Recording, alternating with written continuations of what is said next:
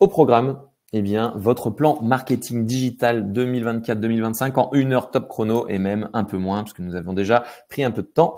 J'ai eu mal à lancer le webinaire. Au sommaire, ce que nous verrons, ce sont les tendances marketing digital pour 2025, le plan idéal, enfin les différents plans qui sont à votre disposition en fonction de votre état d'avancée et bien entendu un temps d'échange et de questions-réponses. Mais il y en a pas mal de choses à aborder. Donc, je ne sais pas si c'est la première fois que vous faites un webinaire avec moi, vous allez voir que c'est assez punchy, assez dynamique. Heureusement, vous avez la possibilité, vu que vous allez avoir un replay à la suite de ce webinaire, de pouvoir retourner sur des éléments. Je vais vous envoyer bien entendu le support de présentation. Donc, vous pourrez retrouver tout ça si jamais ça allait un petit peu vite. Mais mon objectif, c'est vraiment que vous puissiez avoir un maximum d'informations concrètes pour pouvoir mettre en place tout ça dans votre entreprise ou pour votre projet entrepreneurial. Donc, voilà. Donc, sachez que ça va aller un petit peu vite, que je ferai quand même des pauses quand je vais parler, histoire d'appuyer un peu plus certains éléments, mais que sinon, ça va quand même dépoter. Donc, accrochez vos ceintures, c'est parti. Alors pour commencer, qui suis-je? Qui suis-je pour vous parler de ce sujet de marketing digital?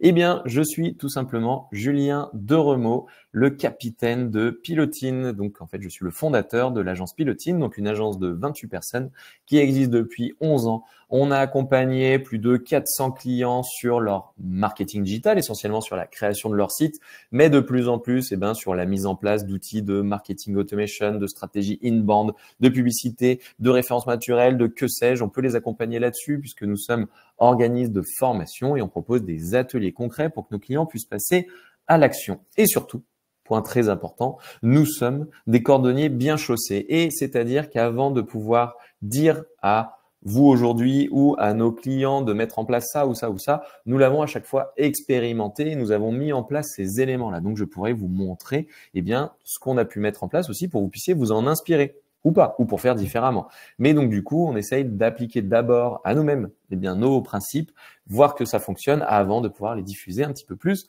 largement. Donc, mon dessert préféré, c'est la galette des rois. Donc là, il va falloir que j'attende encore un petit peu. Et mes hobbies, du coup, beaucoup de running et aussi de l'entrepreneuriat et du marketing et du digital. Donc, on va mixer un petit peu tout ça aujourd'hui. Alors, donc ça, c'était nos stats du premier trimestre 2023 versus le premier trimestre 2024. Ensuite, du coup, on a un petit peu rattrapé la courbe, mais pour vous montrer qu'il y a eu une belle évolution, notamment au niveau du trafic organique, de la partie trafic direct, il y en a eu plus aussi, du référent en gros. À peu près toutes les stats ont augmenté. On a une belle augmentation sur l'ensemble des statistiques. Certaines se sont stabilisées, d'autres un peu moins, mais au global, la marque Pilotine a été beaucoup plus attirante. La visibilité Pilotine a été un petit peu meilleure et on va regarder un petit peu ce qui se cache derrière tout ça et ce qu'on peut en tirer comme conclusion pour le mettre en place aussi chez vous. Du coup, par rapport, nous, on est dans un marché de niche, de personnes qui cherchent à faire un site internet WordPress. Donc, on est chez Pilotine dans cette niche-là des création et de refonte de sites internet WordPress, d'où ces statistiques et à voir comment vous pouvez l'appliquer pour vos propres besoins dans votre entreprise. Donc, si on attaque par les tendances 2025, avant de parler dans concrètement ce qu'il faut faire et en gros les basiques à mettre en place, on va regarder les tendances pour un peu se projeter. Bon, vous en avez entendu parler. Il y a eu de l'IA dans tous ses états. D'ailleurs, une petite faute que je corrige dès maintenant. Hop, voilà. L'IA dans tous ses états, c'est-à-dire que on en a vu passer des vertes et des pas mûres. Ça fait depuis 2023 quand même qu'on en entend parler énormément. Et à savoir que l'IA fait partie de ces outils où le temps pour qu'on ait plus de 1 million d'utilisateurs qui utilisent tout ça a été très rapide, en 5 jours. Alors, il n'y a que Threads qui a battu les inscriptions à ChatGPT, mais bon, ils ont triché parce qu'ils avaient déjà Instagram, donc c'était facile. ChatGPT, on est vraiment sur, dès qu'on en a entendu parler, bim bam boum, tout le monde s'est inscrit dessus. Donc, il y a eu une adoption extrêmement rapide de tous ces outils. Est-ce que c'est une bonne adoption? Ça, c'est la bonne question, on va y retourner après. Mais il y a eu une adoption, en tout cas, très rapide. Ensuite, il y a une hégémonie de ChatGPT par rapport à tous ses concurrents. Si on parle de Midjourney, de Bard, de machin, de bidule, on voit que ChatGPT, en gros, les éclate complètement en termes, toujours pareil, d'utilisation. Est-ce que c'est le meilleur? Pas forcément, mais en tout cas, en termes d'utilisation, c'est aujourd'hui celui qui est le plus utilisé. C'est là où on a le plus de cas concrets aussi qu'on peut retrouver. Donc, ChatGPT est vraiment leader dans le domaine. On va voir comment utiliser ça intelligemment ou pas. Alors, l'IA s'invite aussi énormément dans le SEO ou le SEO, donc c'est-à-dire dans le référencement naturel, et va s'inviter de plus en plus pour le coup. Là, ça reste encore un peu timide, c'est-à-dire qu'ils n'ont pas encore tout révolutionné, mais IA va arriver de plus en plus. Donc, ce qu'on a, c'est qu'on va avoir des résultats de plus en plus générés par l'intelligence artificielle, donc avec du Bard, du Gemini, du ChatGPT, ça dépend si vous êtes sur Bing, sur Google ou sur d'autres moteurs de recherche. On va avoir aussi de plus en plus, quand on parle de SEO, on parle aussi de publicité sur les moteurs de recherche, de plus en plus de publicités qui vont être pilotées par l'IA. Donc, vous allez voir des trucs très pertinents qui arrivent pile poil au bon moment, bizarrement, et aussi plein de trucs qui tombent complètement à côté, parce que tout système n'est pas parfait encore, l'être humain non plus, l'IA n'est pas parfaite. Eh bien, des publicités de plus en plus pilotées par l'IA, donc un gros gain de temps et potentiellement des bénéfices derrière. Et bien entendu, un trafic qui est aussi potentiellement en danger pour tous les éditeurs de contenu, tous ceux qui, en gros, s'embêtent quotidiennement à créer beaucoup de contenu, eux, ils peuvent se sentir un petit peu en danger parce que le trafic risque de leur filer sous le nez, donc à voir un petit peu. Mais en tout cas, la grosse tendance, c'est que l'IA va s'inviter de plus en plus sur les moteurs de recherche, ça c'est sûr, et du coup, il va falloir jouer intelligemment avec. L'IA aussi s'invite de plus en plus dans les réseaux sociaux. Comme vous le voyez, moi par exemple, qui suis beaucoup plus sur LinkedIn que Facebook, par exemple, eh bien, sur LinkedIn, on voit de plus en plus de posts où on sait que la personne derrière, elle a utilisé l'intelligence artificielle, où on voit que l'image, clairement, elle a été créée par l'intelligence artificielle, et même, on a, l'ensemble de ces plateformes, par exemple Meta avec Facebook et Instagram ou encore TikTok, qui proposent même de pouvoir utiliser directement l'intelligence artificielle pour créer facilement des contenus à assister par l'IA. On a un algorithme aussi qui est de plus en plus en pilote automatique. C'est-à-dire qu'on maîtrise moins le rouage de l'algorithme parce que les algorithmes des moteurs de recherche, maintenant, fait vraiment en fonction des tendances. Ce qui se passe, c'est que on va avoir des contenus extrêmement pertinents qui vont arriver sur notre flux, sur notre mur, sur les différents réseaux sociaux. Comme on peut avoir aussi des contenus où on a cliqué une fois, deux fois, finalement ça nous intéressait pas trop et qui vont revenir sans cesse et qui vont nous faire perdre aussi potentiellement énormément de temps. Donc attention aussi avec ça. Et surtout, en fait, on a une visibilité qui peut potentiellement être en danger pour ceux qui créent des contenus originaux. Donc là, j'ai mis qui pourrait. C'est la visibilité qui est en danger aujourd'hui. Est-ce que c'est vraiment arrivé? On va regarder ça après. Mais en tout cas, voilà, l'IA s'invite aussi de plus en plus dans les réseaux sociaux. Donc encore, grosse tendance 2025. Comment utiliser intelligemment l'intelligence artificielle. L'IA est aussi l'humain, puisque en fait, on se rend compte que l'ami Google met en place des scores d'autorité pour déterminer quand un contenu finalement est plus important qu'un autre.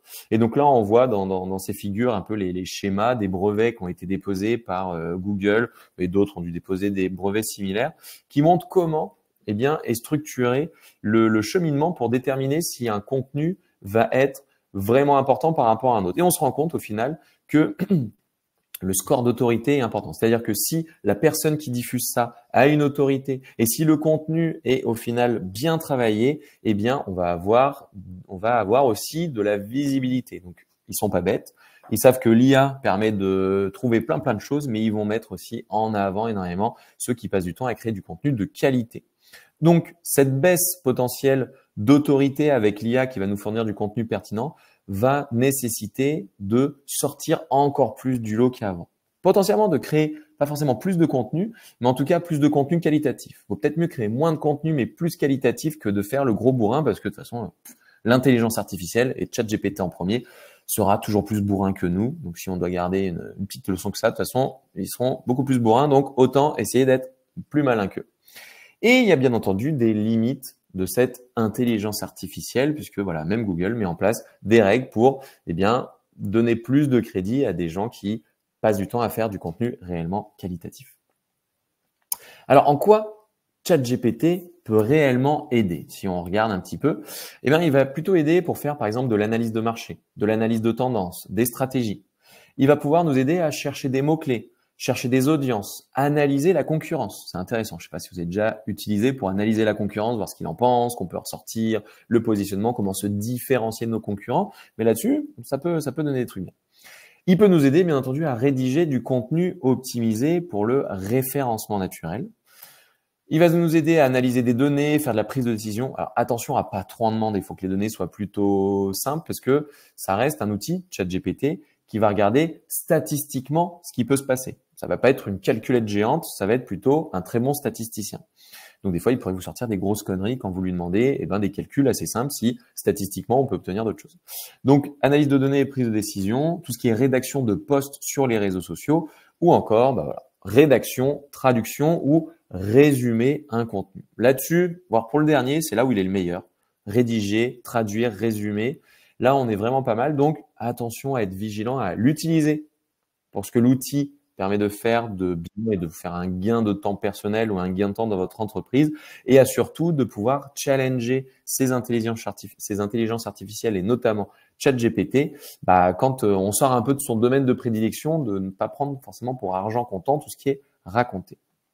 Autre tendance 2025, on va être sur le marketing prédictif. Donc, ça existe aussi depuis plusieurs années, mais ça reste un peu. Donc, surtout, booster de plus en plus avec, pourquoi pas, de l'IA. Donc là, j'ai mis deux outils que nous aimons beaucoup chez Pilotine. Nous avons HubSpot et nous avons Pledzi. D'ailleurs, pour rendre à César ce qui est à César, avec Benoît Collet, nous avions travaillé un contenu déjà en 2024 que j'ai pu reprendre quelques bases. Donc, Pledzi m'a aidé à réaliser aujourd'hui aussi, ce webinaire. Du coup, HubSpot ou Pledzi, qui sont des outils d'inbound marketing, de marketing automation, on voit qu'on a du prédictif. Alors, quand on parle de prédictif, c'est quoi? Notamment sur HubSpot, on va avoir du scoring prédictif. C'est-à-dire qu'on va réussir à obtenir une tendance pour avoir des probabilités d'achat. Est-ce que tel contact, tel lead va potentiellement acheter? Donc, est-ce que je vais pouvoir générer des leads générer des opportunités commerciales et avoir des clients sous, par exemple, 90 jours avec ce fameux scoring prédictif. Côté Pledzi, on va avoir les campagnes intelligentes aussi, en fonction du parcours de l'internaute sur vos différentes campagnes de communication sur votre site, de pouvoir lui envoyer le mail d'après qui a l'air de correspondre à son cheminement. Donc ça aussi, ça vous permet de gagner énormément de temps. Donc le marketing prédictif est assez intéressant. À savoir que pour le coup, c'est surtout utilisé, quand on parle vraiment de marketing prédictif très avancé, dans le e-commerce, la distribution. Je ne sais pas si vous avez entendu parler là de Amazon, par exemple, qui arrive à prévoir même ses stocks en disant « je pense que dans 5 jours, on va avoir besoin de tel déodorant dans telle région de France parce que il va faire très chaud et du coup, ils vont avoir besoin de se badigeonner ».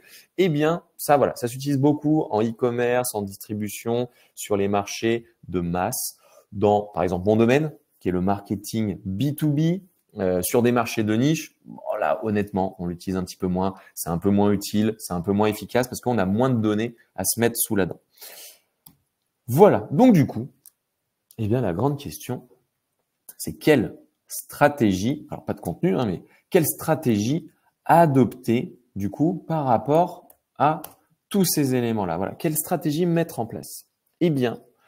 On va voir, petit fun fact pour attaquer, il ne faut pas être des moutons. Donc, c'est-à-dire, c'est pas parce qu'on vous dit, je vous ai dit, ça, c'est les tendances, qu'il va falloir rentrer pile poil là-dedans.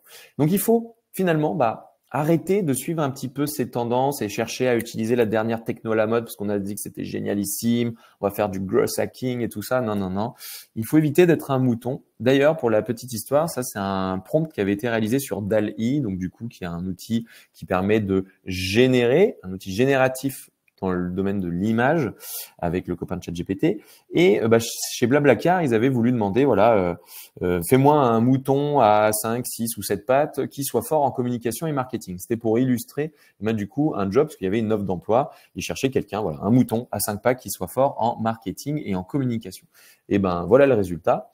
Donc du coup, forcément, ça ne fait pas très réaliste. On s'en rend compte, c'est un peu cramé. Donc attention à ne pas utiliser à outrance tous ces outils et à le faire vraiment intelligemment. Donc, pour commencer, si on doit prendre dans votre plan marketing, on va retrouver l'image de marque. L'image de marque, quel que soit le temps, qu'il y ait de l'IA, pas de l'IA, que vous utilisiez l'IA ou pas pour créer votre image de marque, plus vous allez vous différencier de la concurrence, plus votre positionnement sera fort, plus vous aurez une tonalité de marque qui sera fort, mieux vous porterez. Et là, je vous le donne en 1000. C'était pareil en 1900, c'était pareil en 1950, c'est pareil aujourd'hui, c'était pareil hier. Donc ça, c'est un truc qu'il faut garder en tête et qu'il faut toujours avoir. Donc, c'est l'image de marque. D'ailleurs, on va faire un webinar d'ici un mois sur l'image de marque et comment mettre en place une bonne image de marque. Mais ça touche aux couleurs, à la typographie, aux illustrations, au ton, voilà, à comment on s'exprime, aux valeurs qu'on va pousser, aux éléments graphiques, etc., etc. Mais soignez à fond votre image de marque. Il n'y a rien de pire que de voir des gens. Alors, c'est bien pour faire du test and learn. Mais voilà, de dire, allez, on peut faire aujourd'hui un site internet avec de l'intelligence artificielle. Mais bon, il va ressembler à tous les autres. Souvent après, quand vous allez administrer, ça va faire un truc un peu tout flingué, un peu tout pourri. Mais pour tester un concept, j'ai envie de dire, avec grand plaisir, utilisez-le à outrance même. Pour tester des concepts, pour tester voilà un nouveau produit, pour tester. Quand vous avez une TPE, une PME ou une ETI depuis plusieurs années, et ben du coup là, il va falloir plutôt travailler à fond cette partie-là. Et du coup, essayer de valoriser votre positionnement, votre image de marque, vos valeurs dans des contenus qui vont être réellement bien travaillés. Mais du coup, l'art de savoir présenter vos contenus va être assez important, donc travaillez à fond votre image de marque. Second point, on va avoir, eh bien du coup, de pouvoir travailler aussi l'approche de contenu en lien avec tout ce que vous allez créer. Puisque quand on parle de marketing digital, on va parler essentiellement de contenu. Puisqu'on retrouve ce contenu, que ce soit dans la publicité, dans vos articles de blog, dans vos posts sur les réseaux sociaux, dans vos newsletters. On le retrouve vraiment de partout ce contenu. Il faut savoir que, eh bien, vos clients, avant de vous connaître, ils vont être dans des étapes différentes de connaissance. Potentiellement au niveau de leurs problèmes, ils vont pas avoir forcément connaissance ou conscience qu'ils ont un problème. Donc c'est là où, via de la visibilité, via des contenus un petit peu sympas, ils vont commencer à connaître de votre marque. Après, il va commencer à avoir conscience qu'il a un problème. Derrière, il va essayer de déterminer des solutions à ce problème. Derrière, il va vouloir connaître un peu des différents produits. Il sait qu'il a un problème et du coup, il va vouloir définir différents produits. Et après, il va falloir faire en sorte qu'il puisse penser que votre produit est le meilleur. Et bien, dans toutes ces étapes, vous allez pouvoir créer des contenus pertinents. Il n'a pas conscience de son problème, comme je disais, des contenus un petit peu légers. Il a conscience d'un problème, on va commencer à l'éveiller en disant, tiens, il existe peut-être, potentiellement, il y a des solutions, on a vu des témoignages, on a vu des choses. Il connaît différentes solutions, donc là, il va falloir faire en sorte que votre solution puisse faire partie des pistes qu'il a en tête. Après, il va falloir qu'il découvre votre produit et faire en sorte qu'il dise, OK, le produit peut répondre aux besoins. Et après, qu'il soit sûr que votre produit est réellement le meilleur. Donc, il va falloir essayer d'être présent à l'ensemble des étapes. Parler du problème avec des articles de blog, des choses comme ça. Parler des solutions, mettre en avant les solutions, les différencier. Parler des différents bénéfices qu'on va retrouver et pourquoi pas faire des comparatifs avec les concurrents. Et enfin, parler des fonctionnalités, des bénéfices encore plus avancés, de résultats concrets qui ont pu être obtenus pour qu'ils puissent se dire que votre produit est vraiment le meilleur. Alors, il faut savoir qu'il a aussi, dans ces différentes étapes de découverte des besoins, on a catalogué ça en fait en trois grandes positions pour votre prospect. Il y a la position vraiment de découverte. Dans la découverte, qu'est-ce que vous allez pouvoir créer?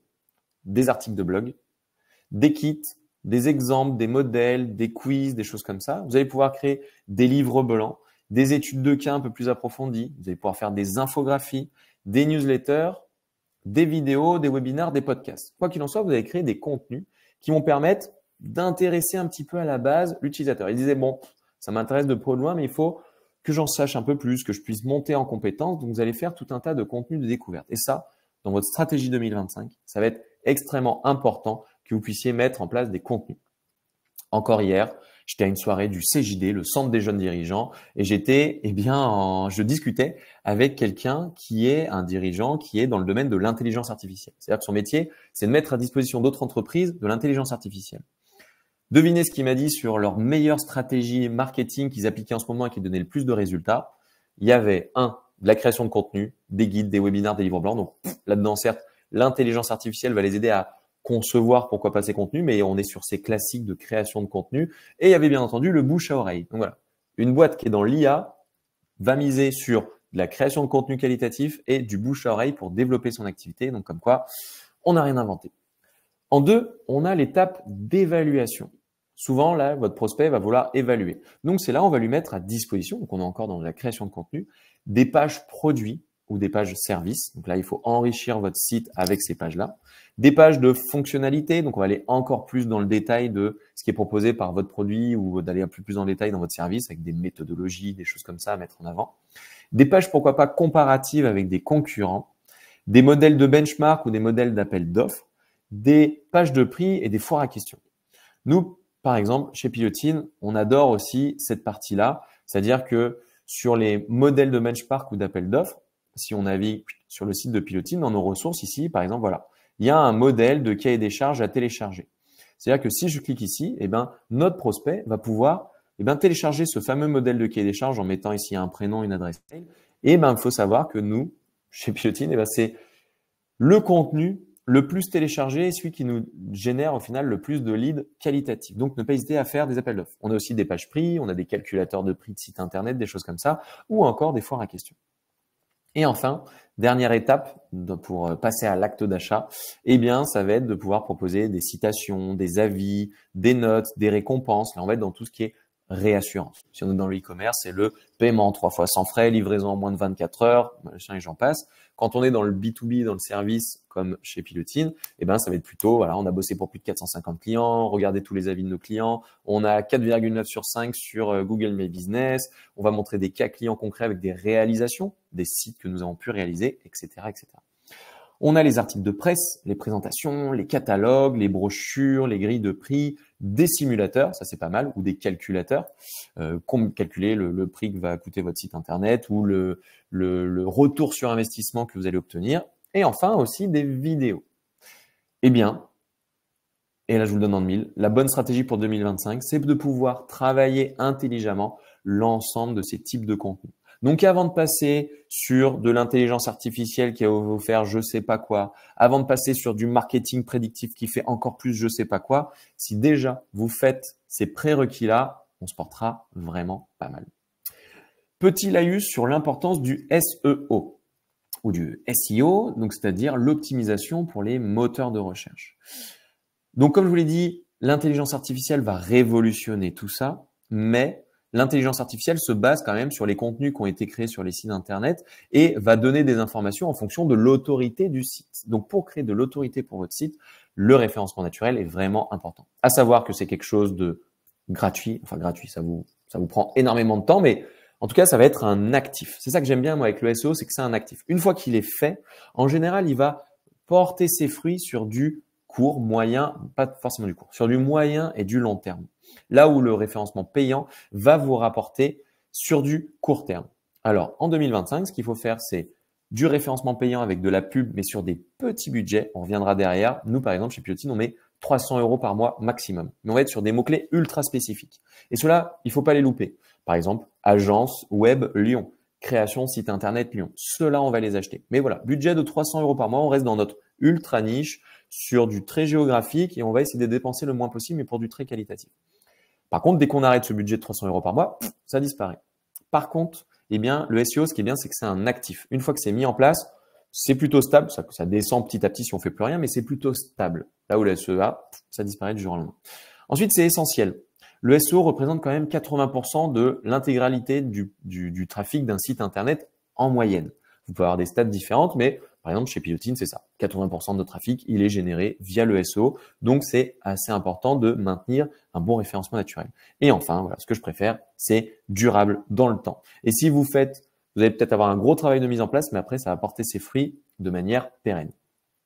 3 piliers du SEO, mais je vous saoule pas avec ça parce que j'ai fait plein d'autres webinaires, plein d'autres contenus sur le sujet. Et d'ailleurs, il y en a un qui va arriver prochainement sur stratégie SEO 2025. C'est créer du contenu. Alors, ce qu'il faut garder en tête, c'est le plus de contenu que possible, mais le plus qualitatif possible pour justement, pouvoir, se démarquer de notre ami ChatGPT et de tout ce qui va arriver quand l'IA va être de plus en plus intégrée dans le référencement naturel. Donc, du contenu en quantité et le plus qualitatif possible. D'avoir une technique, donc, de passer par une agence comme Pilotine ou comme tous les concurrents de Pilotine qui peuvent faire un travail ultra qualitatif. Donc, sélectionnez bien vos agences si vous devez faire un site internet pour que la technique soit aux petits oignons et faire comme nous, faire en sorte que les sites concrets aient d'excellentes notes en termes de performance, de responsive, de machin, de bidule pour que la technique soit bonne. Et enfin, de travailler sur son autorité. faire en sorte que de nombreuses personnes puissent parler de vous. Et ben ça, je vous le donne encore dans le mille, ça n'a pas changé entre 2021, 2022, 2023 et 2024 et 2025, ça restera les 3 piliers importants. Mais de pouvoir s'adapter par contre en utilisant intelligemment les outils d'intelligence artificielle pour vous aider à créer ce contenu très qualitatif et en masse en faisant, bien entendu, jouer l'humain. Si on passe maintenant sur les bases, alors là, je vous montre les bases de notre stratégie de publication LinkedIn. Mais ce qu'il faut garder en tête, c'est que cette stratégie, pareil, marchait sur les années d'après et continue de bien fonctionner, que ce soit sur LinkedIn, Instagram, Facebook, TikTok ou autre. C'est la stratégie du tofu, mofu, bofu qui n'a rien à voir du tout avec la nourriture, mais qui est en fait un entonnoir inbound marketing et qui sont des éléments logiques dans votre stratégie. Donc le tofu, qui est un peu en lien avec cette fameuse découverte et tout ça qu'on a vu avant. Découverte, achat, comparaison ou autre. Donc le tofu, c'est le top of the funnel. C'est là où vous allez vous donner énormément de visibilité. Donc vous allez taper sur une cible très large. Donc ça va être des contenus assez légers que vous allez diffuser sur les réseaux sociaux. Ça peut être des petites infos, enfin ça peut être des petits gifs animés, ça peut être un petit truc qui parle d'actualité ou que sais-je, où on va essayer de donner un maximum de contenu. Mais voilà, ça va être du contenu léger qui va vous donner une belle visibilité. Souvent, on va avoir pas mal de likes, pas mal de commentaires. Le middle of the funnel, c'est donc le mofu. Donc là, on va rentrer un petit peu plus sur l'expertise. Donc, on est dans une cible qui est assez large, mais on rentre un petit peu dans notre cœur de cible. Et enfin, on a le bofu, le bottom of the funnel, où là, on va être dans notre cœur de cible. Eh ben, je vous recommande, pour 2025, si ce n'est pas déjà fait, de prendre cette matrice et de se dire concrètement comment je vais la mettre en place pour mes réseaux sociaux. Donc là, je vous montre ce qu'on a mis en place, nous, par exemple, pour notre LinkedIn chez Pilot Team. N'hésitez pas à pomper, vous en inspirer, faites tout ce que vous voulez. Donc, par exemple, nous, le lundi, on va être sur le mofu. L'heure du post, ça sera à 17h. On a vu que ce qui fonctionnait le plus, là où il y a le plus de plus, là, c'est le mardi à 17h. Parce qu'on est dans du B2B et on est dans ce marché de niche, voilà, un peu plus tech avec conception de site, etc., etc. Donc le lundi, on va être sur du mofu. Ça va être les mises en ligne qu'on a pu faire, ça va être la mise en avant d'ateliers, ça va être la mise en avant de ce qu'on peut faire en illustration, ce qu'on peut faire en motion design, etc., etc. Le mardi, donc là, c'est là où on va avoir le plus de visibilité. C'est là où les gens sont un peu plus connectés. Donc là, on met en avant des posts très humain, on va mettre en avant un collaborateur, on va mettre en avant un formateur qui a donné une super formation, on va parler de la vie d'entreprise, les séminaires, on va parler des nouveaux arrivants, etc., etc. Le mercredi, ça va être un peu plus bonus, ça va être un post exclusif pour annoncer par exemple un webinar, mettre un replay de webinar, de publier un article. On a fait un article sur notre blog, on va mettre en avant cet article, on va faire des sondages, des choses comme ça. Ça va être plutôt des posts informatifs pour faire la promotion de ce qu'on fait, mais voilà, mercredi, ça sera bonus. Et le jeudi, du coup, toujours à 17h, là, ça sera pour la génération de leads. Donc là, ça va être des preuves sociales, des carousels, des tips, des nouvelles formations qu'on peut mettre en avant, des vidéos un peu plus poussées avec de l'expertise ou encore, eh bien, c'est ici qu'on va pouvoir mettre quand on met en avant un webinar, un livre blanc ou autre pour aller générer des leads. Donc, on va alterner intelligemment tout ça. Donc, je vous recommande fortement pour 2025 de mettre en place votre tofu, mofu, bofu et surtout de le décliner en disant concrètement, et le but c'est d'alterner intelligemment ces 3 types de contenus et de se dire voilà, le lundi ça sera plutôt un contenu mofu, le mardi un tofu et le jeudi un bofu. Et ce qui va fonctionner le plus, eh bien, ça va être de mettre en place une certaine rigueur et discipline et de ne rien lâcher et c'est ça qui fonctionnera en 2025. Donc encore une fois, certes, l'intelligence artificielle va vous aider à mettre ça en place, mais c'est pas elle qui va remplacer votre stratégie. Il n'y a pas un outil magique là en mode je claque des doigts et pif paf pouf, en 2025, on est richissime, on a 150 milliards de clients. Ça va demander un petit peu de boulot, mais ce qui est important, c'est de mettre en place ce type de règles et ce type de discipline. Ensuite, de mettre en place un outil, eh bien, je vous le recommande fortement en 2025, parce qu'il y a encore trop peu d'entreprises, donc que ce soit HubSpot ou Pledzi dont on a parlé avant, trop peu d'entreprises qui ne sont pas équipées d'outils d'inbound marketing ou de marketing automation. Donc là, retour d'expérience, on utilise HubSpot. HubSpot va nous permettre de mettre en place pas mal de choses très importantes. Les automatisations pour gagner du temps. Alors, on a parlé d'IA, mais l'automatisation, c'est un sujet extrêmement important qu'il faut soit commencer à mettre en place dans votre boîte en 2025, soit si vous l'avez déjà, et plutôt le peaufiner parce que c'est quelque chose qui fonctionne toujours. Mettre en place des automatisations, mettre en place des formulaires sur son site pour capter les leads et des bons formulaires, des formulaires malins, des formulaires sur les bonnes pages, etc. Pas juste le formulaire de contact, mais de trouver d'autres idées de formulaires. De bien travailler son mailing. Parce que à chaque fois, on disait, cette année, le mailing, c'est mort. Avec le RGPD, le mailing, ça va être mort. Avec ci, c'est mort. Avec ça, c'est mort. Eh ben non. Le mailing n'est toujours pas mort. Donc, en 2025, utilisez intelligemment l'emailing, que ce soit le cold emailing pour aller prospecter, ça qui fonctionne un petit peu moins bien, vu l'utilisation qu'en font les gens, c'est plus assimilé à du spam, mais plutôt de mettre en place des emails en lien avec des newsletters et au moins la fameuse newsletter tous les mois pour animer votre base de données, ben ça c'est, on va dire, le minimum. Et mettre en place, bien entendu, un scoring, c'est-à-dire de pouvoir scorer eh bien, tous les gens dans votre base de contact pour voir qu'il y a des personnes qui sont au final peu intéressées par ce que vous faites et des gens qui vont être moyennement intéressés et très intéressés. Et de concentrer en 2025 votre énergie sur les personnes les plus intéressées. Je pense que vous le saviez déjà, mais ouvrir les pages jaunes et de passer des coups de fil comme ça à la volée, ça peut donner des résultats sur la masse, mais ça va être éreintant, pas motivant, ça va être la catastrophe. Par contre, concentrer son énergie et faire du phoning ou de l'emailing très ciblé sur des gens qui en valent la peine parce qu'ils ont été intéressés déjà par vos contenus, donc on en revient encore en contenu, hein, là, c'est important. Voici un exemple de parcours d'un lead chez nous. Quelqu'un va visiter notre site, c'est-à-dire qu'il va venir via le SEO. Après, peut-être via LinkedIn, on arrivera à le choper ou il va s'abonner à notre LinkedIn, etc. Donc, un jour ou l'autre, via nos posts, il va revisiter notre site. On aura mis, par exemple, en avant un livre blanc à télécharger ou un webinar ou que sais-je. En revisitant notre site, eh ben, il va venir sur la page pour télécharger le contenu et il va du coup pouvoir télécharger un contenu premium. C'est là, on va pouvoir enfin identifier eh bien, notre lead. Derrière, il va rentrer dans des boucles eh bien, de scénarios de marketing automation. On va pouvoir lui attribuer un score. Plus son score augmente, plus on va pouvoir prendre contact avec lui de manière intelligente pour aller jusqu'au closing. Donc là, on a un parcours typique de comment arrive un lead et on arrive à le transformer en client chez Pilotine via du SEO, via une présence sur les réseaux sociaux, via une bonne stratégie d'emailing, un outil de marketing automation comme HubSpot ou Pledzi ou Brevo, et via le scoring et la prise de contact après et le closing.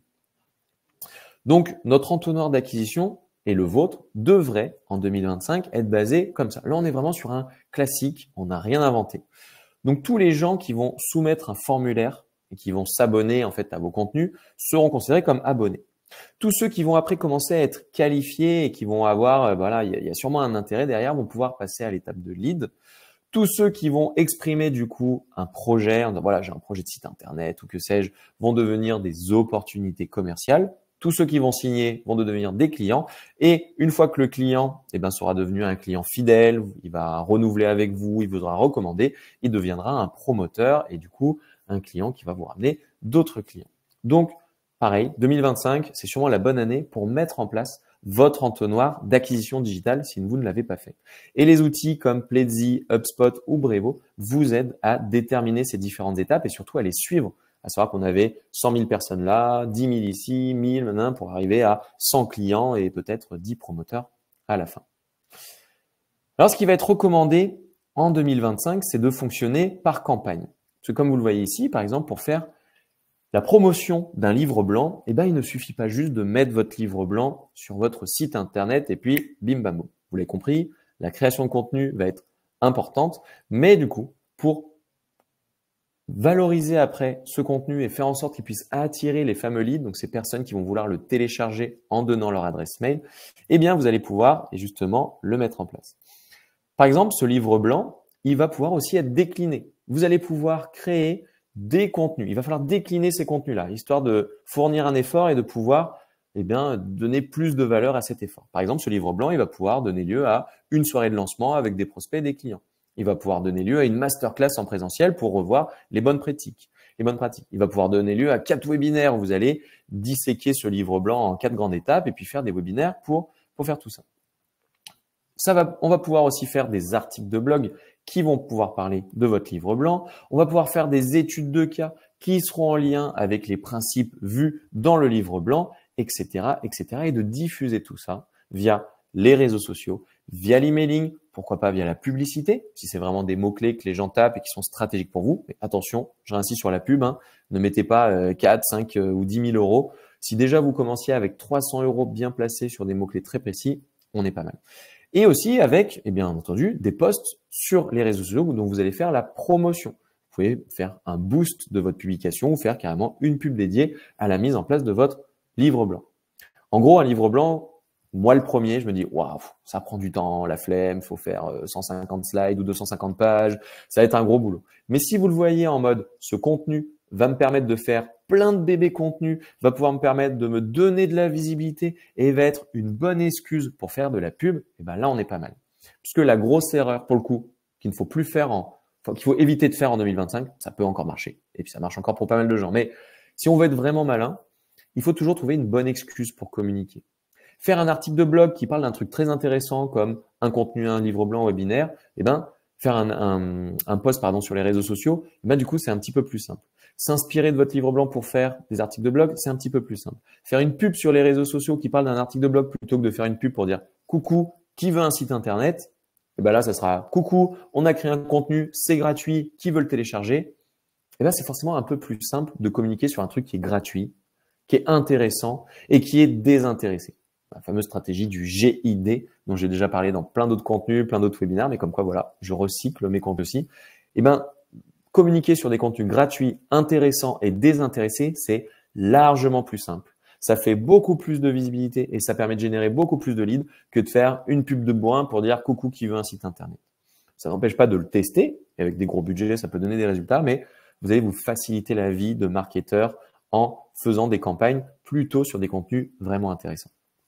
Et bien entendu, après de créer un workflow, que ce soit sur Pledzi ou sur HubSpot ou sur Brevo, de créer un workflow, donc c'est-à-dire un scénario automatisé en fonction de quand la personne s'inscrit pour pouvoir après alimenter en contenu cette personne-là.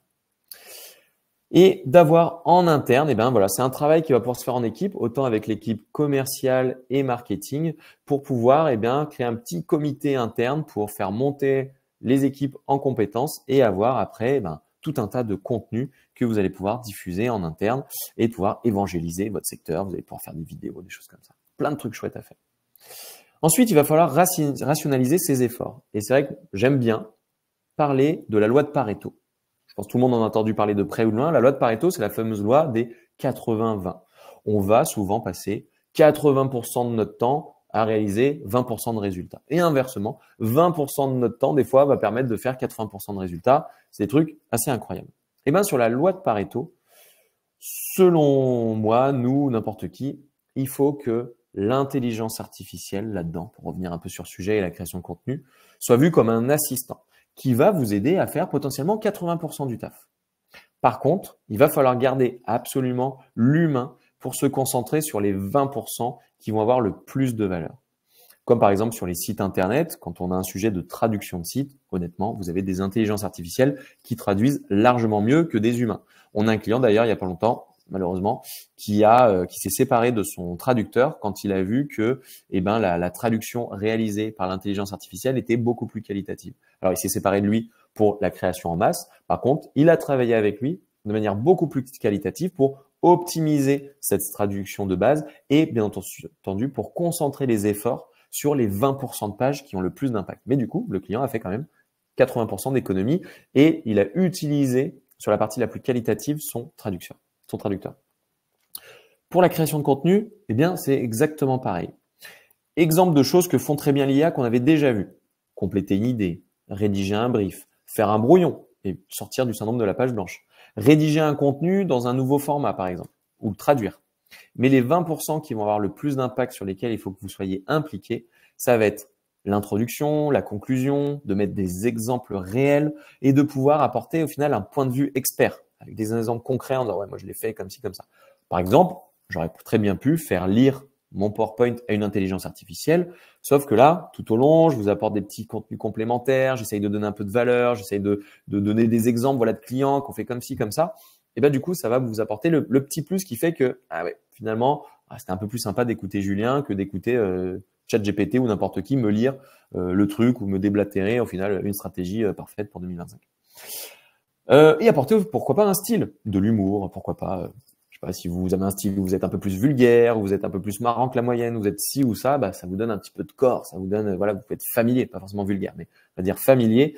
Et d'apporter ce style, ça va créer une petite connivence aussi avec la personne, que ce soit sur les articles de blog, sur les posts sur les réseaux sociaux, etc., etc. Donc, 2025, dans votre stratégie marketing, ayez du style. Trouvez votre style. Et donc, ça se remet en lien avec l'image de marque. Par exemple, chez Pilotine, on va faire quelques petits jeux de mots avec la mer, les bateaux, les trucs comme ça. Mais surtout, on va être plutôt, alors, pas familier, mais on va être proche. On va être sympathique, on va être proche, etc., etc. Donc, n'hésitez pas à utiliser l'IA pour ce qu'elle vous apporte et de rajouter votre grain de sel pour faire toute la différence. Sur les trois plans marketing digital gagnants en 2025, eh bien, je vais comparer le marketing et l'ultra trail. Alors, vous les connaissez peut-être pas, mais Cathy Scheid et Vincent Bouillard, ce sont les deux derniers gagnants de l'UTMB. Alors, ça me parle énormément parce que je travaille, justement, je suis en train de faire mon entraînement pour l'UTMB de l'année prochaine. Donc, moi aussi, j'aimerais bien. Alors, gagner, ça va être impossible, mais bien terminer, en bonne position et tout ça, ça va être bien. Mais ces deux personnes-là, Cathy Scheid et Vincent Bouillard, alors Vincent Bouillard, il est arrivé un peu de nulle part, c'est-à-dire il n'était pas connu, il faisait pas partie du top 5 qui devait se gagner, mais au final, il avait un plan d'entraînement, il avait tout ce qu'il fallait pour réussir aussi. Et donc que ce soit Cathy Scheid qui elle était attendue ou Vincent Bouillard qui n'était pas attendu, ils ont tous les deux eu une bonne stratégie et ils ont réussi leur ultra trail. Donc c'était quand même 170 km et 10 000 mètres de dénivelé. Donc comment y arriver pour ça? Eh ben on va avoir plusieurs plans. Le premier plan, ça va être de travailler sur son acquisition. Donc, ça dépend de l'état où vous en êtes, du stade où vous en êtes plutôt. Première étape qu'il faut avoir pour passer à l'étape 2, eh ben, c'est de travailler son acquisition. Donc, l'objectif, c'est d'amener des prospects potentiels sur votre site web. Donc, il va falloir travailler le KPIs, l'indicateur clé de performance du trafic. Augmenter significativement le trafic sur votre site internet et aussi sur vos réseaux sociaux. Donc, c'est le référencement, c'est la visibilité sur les réseaux sociaux, pourquoi pas de la publicité, etc., etc. Deuxième étape, ça va être la conversion. Une fois que vous avez suffisamment de trafic, eh bien, vous allez essayer d'en convertir un maximum. L'objectif va être de récupérer les coordonnées de votre prospect sur votre site web. Donc, le KPIs ici, ça va être des leads, donc de choper en gros des adresses mail. Les moyens à votre disposition, les formulaires, des landing pages, des calculateurs, des webinars, tous les autres types de contenus qu'on avait vus qui permettent de capter l'attention et de générer des leads. Et dernier objectif, ça va être l'engagement. Ça va être de pouvoir détecter au sein de tous ces prospects ceux qui sont les plus matures pour après passer, faire le travail en final de commerce, de vente, prendre votre téléphone et appeler ces différentes personnes. Le KPI ici, ce sera les MQL, les Marketing Qualified Lead, c'est-à-dire les prospects qui ont été qualifiés par les actions marketing. Donc là, via du tracking, du scoring, des emails automatisés ou non, de pouvoir alimenter en contenu toutes ces personnes qui vous ont fait confiance et qui vous ont donné à un moment leur adresse mail avec des newsletters et j'en passe pour faire en sorte que la personne puisse avoir toujours plus de contenu jusqu'à ce qu'elle dise « Ok, c'est le bon moment » ou jusqu'à ce que vous soyez un petit peu malin et vous puissiez démarcher ces personnes-là parce qu'elles ont montré un intérêt certain et vous en avez la preuve via le scoring. Une personne qui a ouvert 10 mails, visité 15 pages de votre site, etc., etc. Soit c'est un concurrent, soit c'est un lead qui est un petit peu chaud et que vous pouvez vous permettre d'appeler. Et donc, c'est là où l'acquisition, si on fait le comparatif avec le trail, ça serait le petit trail de village. Donc, il faut commencer par là. Il faut commencer par un petit trail de village, 10 km avec 200 mètres de dénivelé.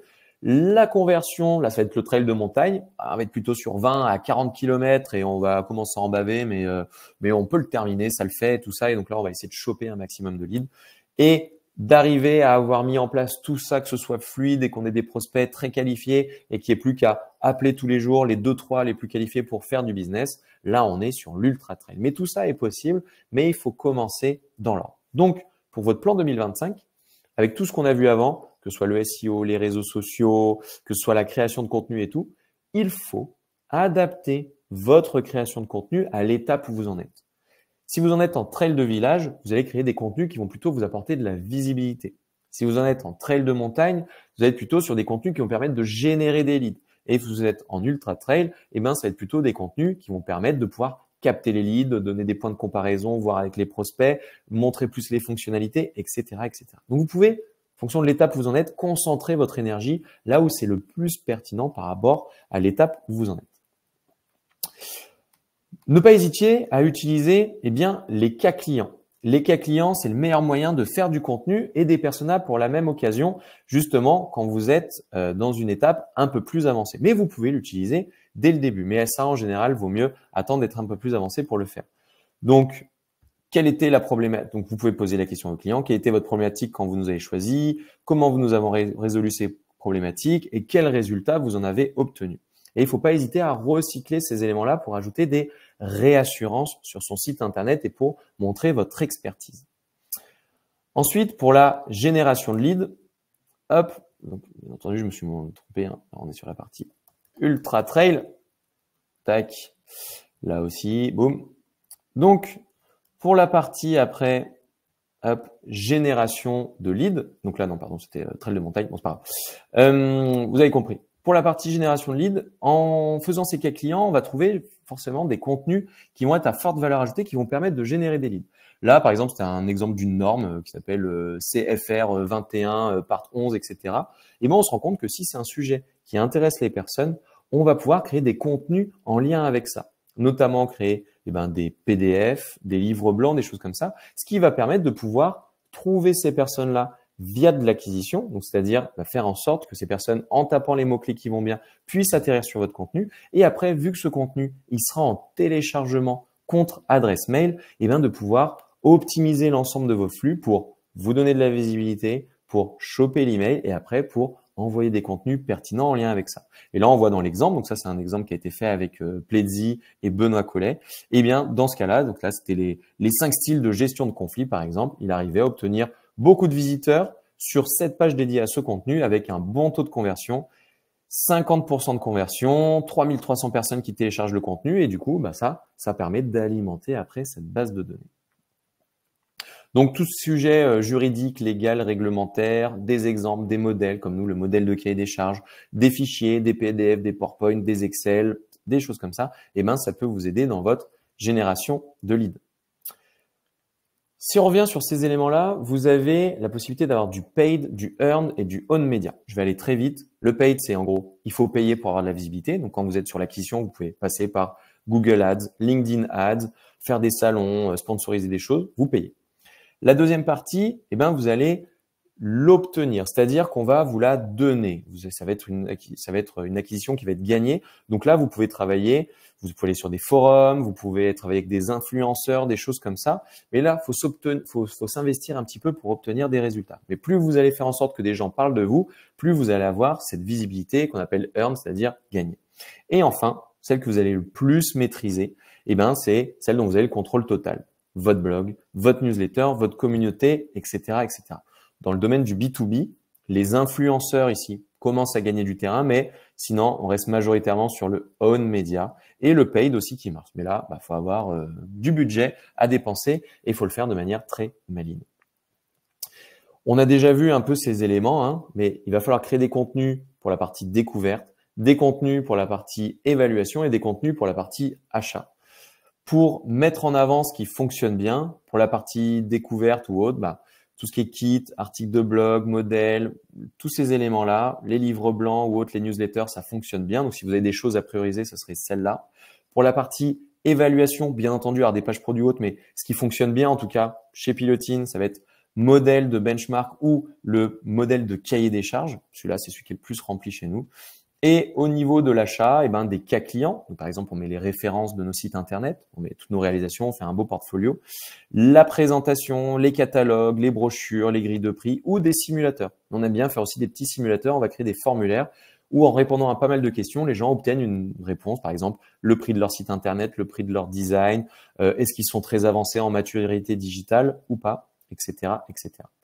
Et quand on démarre, il faut bien démarrer par ce qu'il faut. Donc, on est tous logés à la même enseigne, donc à vous de choisir les éléments qui seront les plus faciles à mettre en place dans votre cas, ceux où vous aurez le plus de facilité à rédiger des contenus, à mettre en avant des contenus pour pouvoir vous les approprier. Mais le but du jeu, c'est de créer un maximum de contenu et de prioriser tout ça. D'ailleurs, pour prioriser, il faut savoir, toujours avec la loi de Pareto, vous avez souvent uniquement 20% de vos pages qui sont visitées sur votre site internet. Donc, si vous avez déjà réalisé l'étape 1, c'est-à-dire d'attirer du trafic, je vous invite fortement pour améliorer votre conversion, à pouvoir prioriser et regarder le top 10 des pages qui sont les plus visitées. Donc, en 2025, analyser les contenus qui sont les plus pertinents chez vous, qui apportent le plus de visibilité, le plus d'engagement, et ça vous permet de pouvoir concentrer vos efforts sur les contenus à plus forte valeur ajoutée. Pour vous dire, est-ce qu'il faut créer un modèle de cahier des charges, est-ce qu'il faut créer un calculateur, est-ce qu'il faut créer des études de cas dédiées, est-ce qu'il faut créer des trucs à télécharger, un webinar, un livre blanc, que sais-je. Mais plus vos contenus sont visités et plus surtout ils sont qualitatifs et vont vous apporter une cible qualitative, plus il faut les prioriser. Donc, allez checker sur Google Analytics ou sur vos outils d'inbound marketing vos contenus les plus utiles afin de pouvoir les améliorer encore. Parce que autant travailler sur déjà vos forces plutôt que d'essayer de compenser vos faiblesses. Donc voilà. Au niveau de l'engagement, le but, c'est d'avoir effectivement plus de clients. Donc, n'hésitez pas à concentrer vos énergies uniquement sur les personnes qui en valent vraiment de la peine. Donc, de bien utiliser le scoring et de ne pas spammer inutilement des personnes au final qui sont peu intéressées par votre contenu. Voilà, ça sert à rien de trop solliciter vos prospects et vos leads. Et donc, le but du jeu, c'est de traquer, de mettre en place des scorings et comme ça, vos efforts commerciaux vont être encore plus pertinents parce que vous allez vous concentrer sur les personnes les plus qualitatives. Et ça vous permet de réaliser correctement votre ultra trail. Voilà, juste d'avoir un clic, ça indique pas forcément qu'on est dans une phase d'achat. Un workflow va vous permettre de gagner énormément de temps, mais c'est pas forcément le fait qu'une personne soit dans un workflow qui va faire que ça y est, c'est gagné. Votre base de données, c'est une mine d'or, donc faut en prendre extrêmement soin et de concentrer votre énergie uniquement sur les personnes les plus intéressées en creusant ça intelligemment. Si je dois, pour résumer, faire une petite to-do list, la checklist idéale, ça serait de déjà définir son objectif en fonction de vos attentes et de votre avancée. Donc, regardez, est-ce que vous êtes plutôt déjà trail de village, trail de montagne ou ultra trail, et en fonction de votre objectif et de l'état dans lequel vous en êtes actuellement, de pouvoir programmer l'effort que vous allez mettre en 2025 sur vos contenus et sur votre acquisition, conversion et après engagement pour choper des clients. En deux, ça serait, une fois que vous avez fixé votre objectif, de faire une montée en compétence sur ce qui vous manque. Ensuite, ça serait de pouvoir déterminer les mots-clés stratégiques pour pouvoir booster votre SEO, de définir des campagnes qui vont être adaptées à votre besoin, que ce soit des campagnes en réseaux sociaux, des campagnes en SEO, des campagnes croisées avec, je vais faire cette année un gros livre blanc et je vais tout décliner. Si vous voulez aller sur la partie ads, de pouvoir créer des ads percutantes sur des mots-clés ultra précis. Et je vous recommande de commencer plutôt avec un budget de 100, 200, 300 euros par mois, max. Mais de au moins lancer une campagne ad si ce n'est pas encore fait. Bien entendu, il va falloir suivre tous ces KPIs et optimiser régulièrement tous ces éléments. Ça, vous allez réussir convenablement votre acquisition. Ensuite, une fois que vous avez chopé des leads via de la conversion, d'animer vos leads avec du contenu de qualité. Et j'insiste sur le contenu de qualité qui est à la phase initiale, au milieu et à la fin. Tous vos contenus, il faut passer du temps là-dessus.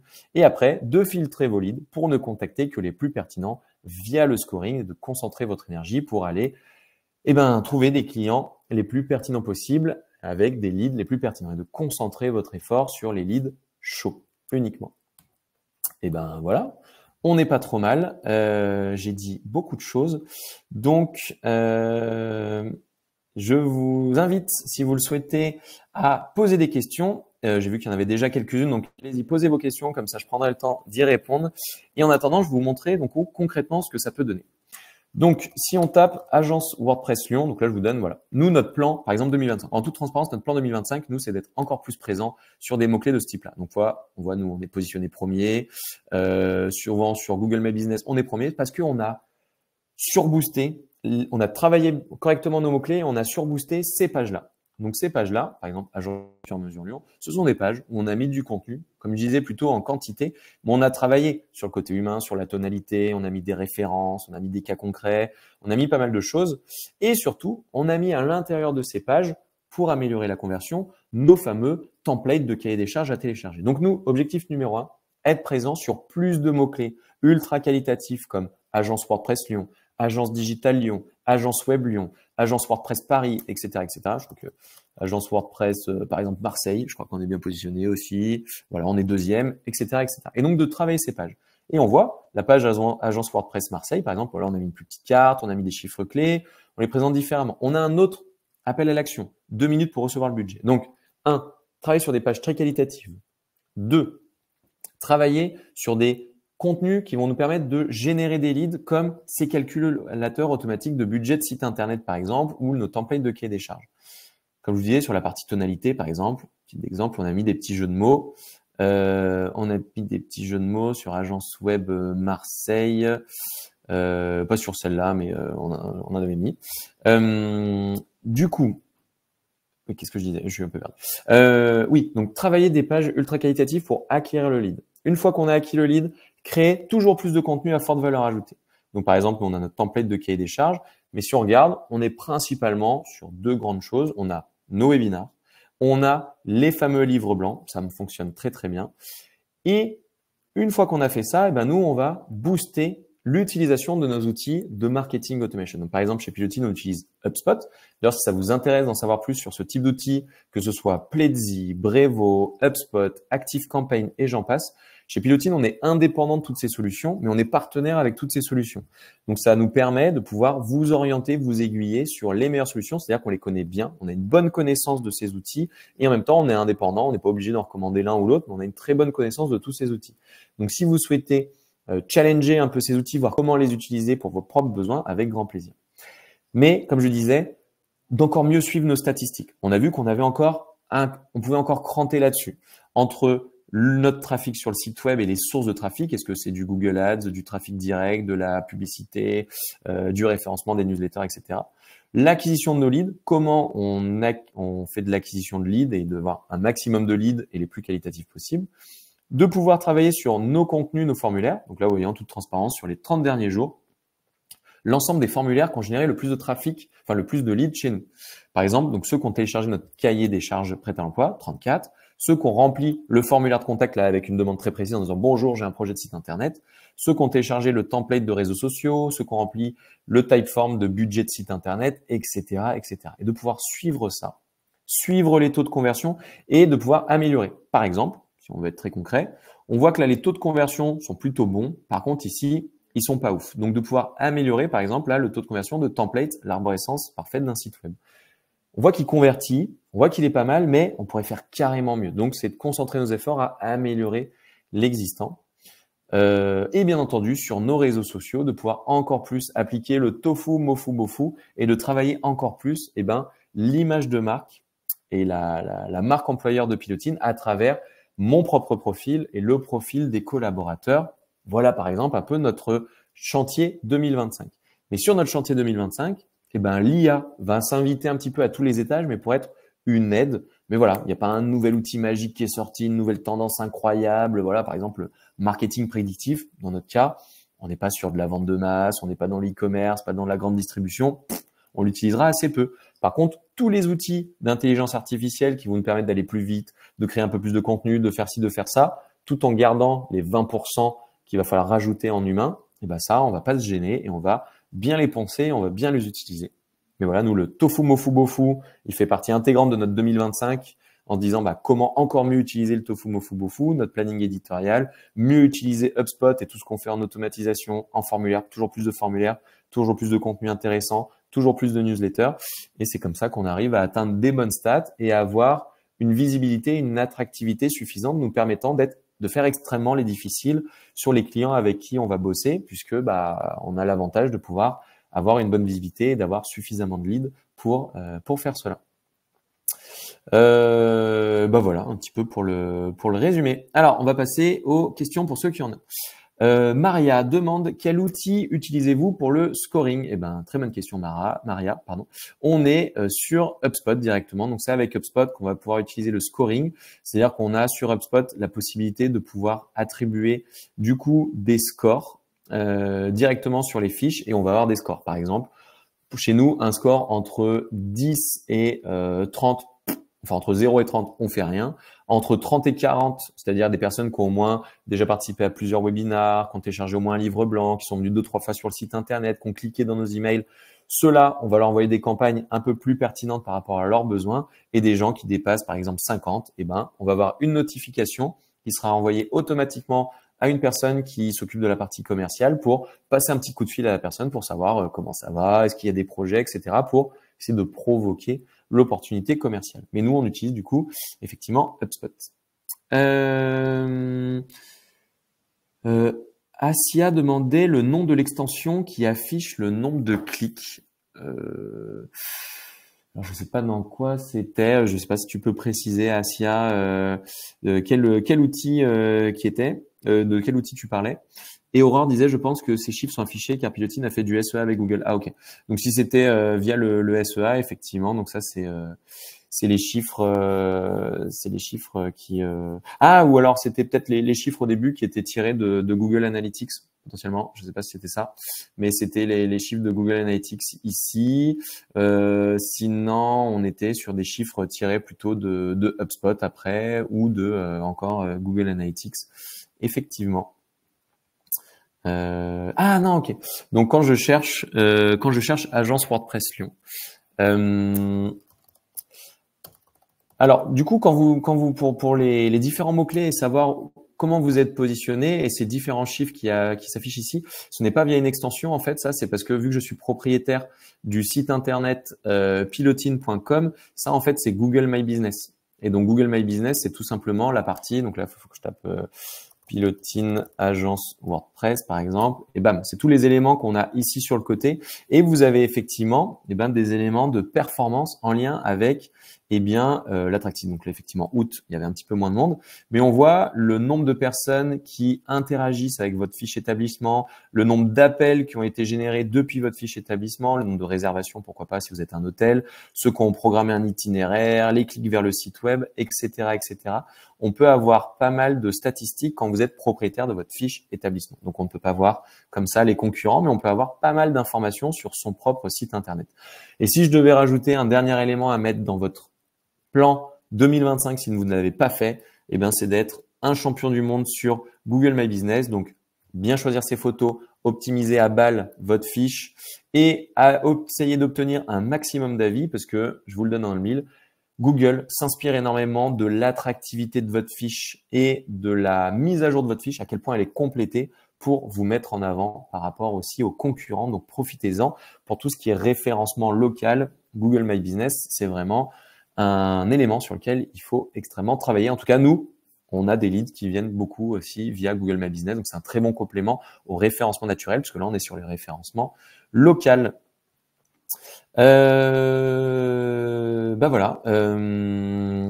Sur très bonne question d'Asia. Est-ce qu'il y a des contenus qui sont prévus là-dessus? Alors, on a des formations qui sont disponibles là-dessus et je pense qu'on va prévoir effectivement un webinaire aussi sur le sujet parce qu'il y a beaucoup de choses à savoir. En 1 heure, on n'aura même pas fait le tour, mais il y a beaucoup de choses à savoir. Par contre, c'est assez rapide à mettre en place.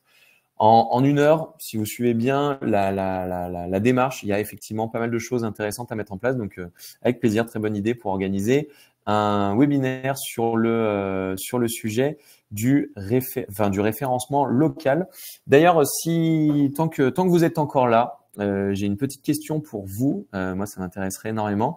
Ça serait on a Sandrine chez nous qui s'occupe du pôle formation de Pilotine. À savoir que nous, on a des formations qui sont prises en charge par les CPF, donc le compte personnel de formation. On a des formations qui sont prises en charge par les OPCO, donc les organismes qui font le financement des formations de vos collaborateurs ou de vos propres budgets formation aussi quand vous êtes entrepreneur. Et donc, on a plein de formations, référencement naturel, tout ça.